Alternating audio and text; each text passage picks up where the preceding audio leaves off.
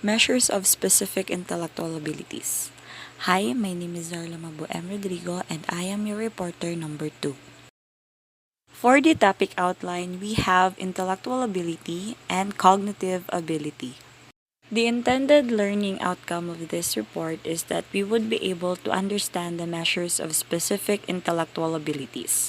Measures of specific intellectual abilities. Intellectual assessment and intelligence testing refer to the evaluation of an individual's general intellectual functioning and cognitive abilities. Intellectual functioning. Intelligence tests are typically conducted by clinical psychologists in community settings and school psychologists in schools to provide at least one measure of general intellectual functioning. The term general intellectual functioning usually refers to a person's overall or global level of intelligence, often known as IQ or intelligence quotient. Higher IQ scores are said to indicate that the person has better mental abilities. As you can see, every discussion of mental ability is predicated on few different ideas. The first is perception, or the ability to process information from our senses like sight, sound, smell, touch, and taste. Assuming you aren't disabled in one of these senses, you are continually collecting input from all five, comparing it to past experiences, and then either storing or forgetting what you have seen. After you've processed this information, you can compare it to information you've previously stored in your memory. There are two types of memory, short-term memory and long-term memory. Short-term memory stores what you have just taken in and can last up to a few minutes, while long-term memory stores information to be recalled later.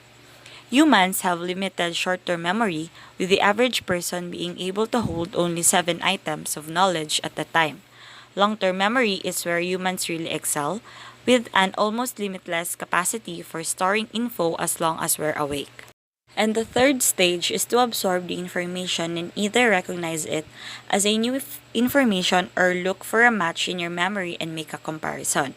To compare these two processes, psychologists use the phrases fluid and crystallized intelligence. Fluid intelligence is the ability to look at new concepts and understand them without referring to recollection. This is the type of intellect that is utilized to solve problems and recognize patterns. The more traditional type of recalling stored long-term memories and being able to compare fresh material to this memory is crystallized intelligence. Cognitive abilities. One way psychologists have tried to gather information about the specific abilities that explain children's learning and learning problems is by focusing on cognitive abilities rather than general intelligence. Cognitive abilities are those skills that make up an individual's general intelligence. While previous ideas viewed intelligence as a single global talent, newer theories see intelligence as a collection of skills. This concept of diverse skills, according to current research, appears to better explain why people perform well on some tasks but badly on others. Specific neural networks support cognitive capacities or skills. Memory skills, like for example, are mostly dependent on sections of the temporal lobes and parts of the frontal lobes or the lobes behind the forehead. Some cognitive talents, particularly executive functions and those cognitive abilities that are not used on a daily basis, tend to deteriorate as people get older. Fortunately, growing evidence suggests that with the right lifestyle choices and practices, decline can be delayed and lower cognitive ability can be increased. And that ends my report, and I hope you learned something. Thank you.